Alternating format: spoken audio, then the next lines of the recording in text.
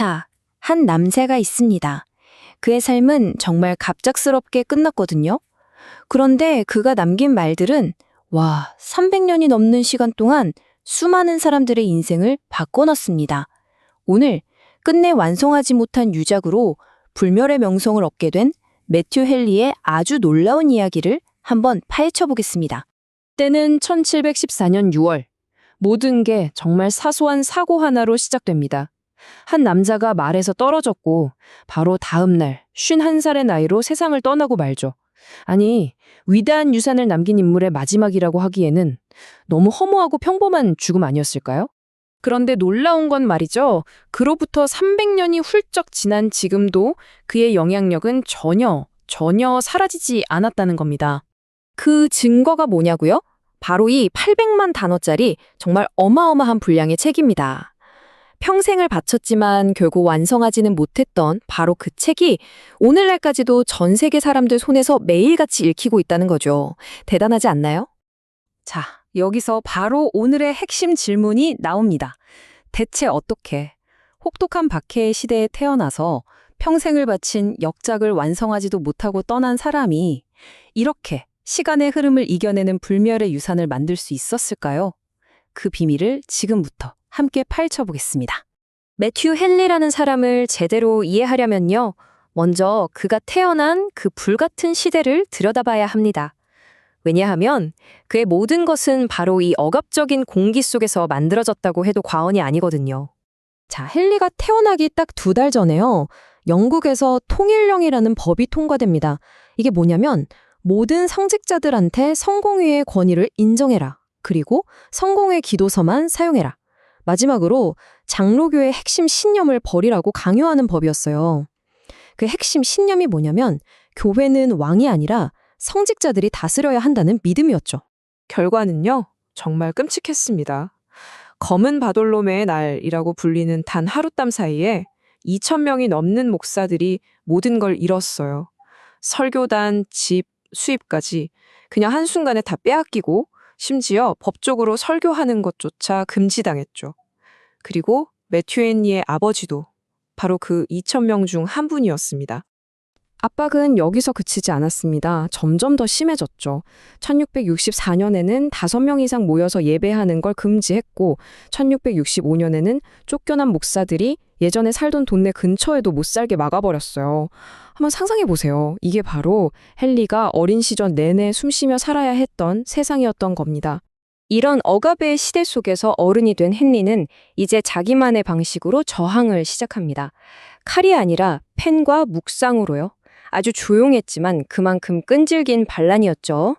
그는 체스터라는 도시에서 25년 동안 사역하면서 그 억압 속에서도 아주 튼튼한 신앙 공동체를 만들어냈습니다. 그의 삶은 정말 무서울 정도의 절제와 규칙성 그 자체였어요. 매일 새벽 4시에 일어나서 연구하고 글을 썼는데 이걸 수십 년 동안 단 하루도 거르지 않았다고 합니다.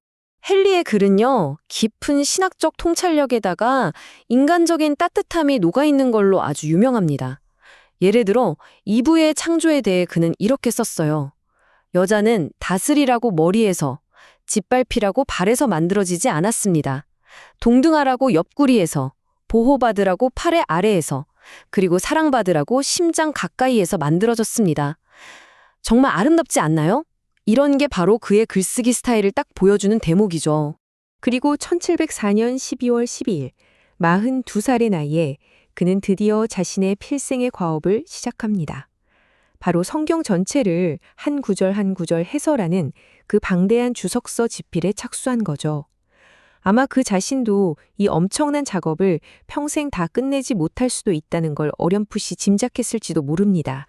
헨리의 인생은 크게 2부분으로 나뉜다고 볼 수 있어요. 한쪽은 25년 동안 뿌리내렸던 안정적인 도시, 체스터가 있었고요. 다른 한쪽은 정치적인 혼란이 휘몰아치던 런던이 있었죠. 이 극명한 대비 속에서 그는 결국 자신의 운명을 바꾸는 아주 중요한 결정을 내리게 됩니다. 자, 이제 그의 인생 마지막 몇 년으로 가보겠습니다. 상황이 점점 안 좋아져요. 건강은 나빠지고 정치적으로는 점점 더 그를 옥죄어 오고 말 그대로 시간과의 싸움을 벌여야만 했습니다. 그해 말년에 정부는 비국교도 운동의 숨통을 완전히 끊어버리려고 마지막 공격을 시작합니다. 처음엔 공직에 못 오르게 먹더니 1714년에는 아예 그들의 학교 같은 교육기관 자체를 불법으로 만드는 분리법까지 통과시켜버린 거죠. 이건 뭐 다음 세대를 키워낼 뿌리까지 뽑아버리겠다는 거였습니다. 그런데 여기서 정말 영화에서나 나올 법한 역사의 아이러니가 펼쳐집니다. 그 끔찍한 분리법이 효력을 발휘하기로 한 바로 그날 1714년 8월 1일에 앤 여왕이 갑자기 세상을 떠난 거예요. 그래서 그 법은 끝내 시행되지 못했습니다. 하지만 헨리는 이 극적인 반전을 보지 못하고 이미 2달 전에 세상을 떠난 후였죠. 말에서 떨어진 후에 그가 남긴 마지막 말은 이거였다고 합니다. 평생을 믿음의 거인으로 살아온 사람이 내뱉은 어쩌면 가장 연약한 고백이었죠. 나를 위해 기도해 주시오. 나는 나 자신을 위해 기도할 수가 없소. 네, 그렇게 헨리는 세상을 떠났습니다. 하지만 그의 목소리는 이제부터가 진짜 시작이었습니다. 그가 죽은 뒤에 그가 남긴 주석서가 어떤 놀라운 길을 걷게 되는지 한번 따라가 보시죠. 헤니리는 떠났지만 그의 동료들은 그의 유산을 그냥 내버려 두지 않았습니다. 무려 13명의 동료 성직자들이 힘을 합쳐서 그의 미완성 원고를 끝내기로 결심한 거예요. 로마서부터 요한계시록까지. 세상을 떠난 친구의 평생 과업을 동료들이 함께 완성해 준 겁니다. 그렇게 완성된 주석서는요, 그 이후 기독교 역사에 거대한 족적을 남긴 인물들에게 정말 엄청난 영향을 미칩니다. 대각성 운동의 지도자였던 조지 휘필드는 이 책을 무릎 꿇고 4번이나 읽었고요. 찰스 웨슬리는 수많은 찬송가의 영감을 여기서 얻었습니다. 또 위대한 설교가 찰스 스펄전은 모든 주석 중 단연 최고라면서 극찬을 아끼지 않았죠. 자, 이 숫자가 뭘 의미하는 걸까요? 0. 지난 300년이 넘는 시간 동안 매튜 헨리의 주적서가 절판된 횟수입니다. 네, 맞습니다. 단 한 번도 없었습니다. 그리고 여기 그의 유산에 대한 마지막 아이러니가 하나 더 있습니다. 헨리가 25년 동안 자기 모든 걸 쏟아부었던 그 체스터 교회 있잖아요. 그 교회는 결국 그의 신학을 버리고 다른 길로 가게 됐습니다. 하지만 그의 책은, 그가 남긴 글은, 그가 평생 가르쳤던 것들을 굳건하게 지켜냈죠. 결국 건물이 아니라 글이 그의 유산을 영원히 지켜준 셈입니다. 오늘 이야기는 이 질문으로 한번 마무리해볼까 합니다. 만약 여러분이 평생을 바친 그 일을 결국 끝내지 못할 거라는 걸 안다면, 마지막 페이지를 쓰기 전에 내 삶이 먼저 끝날 거라는 걸 안다면, 그래도 그 일을 시작하시겠습니까?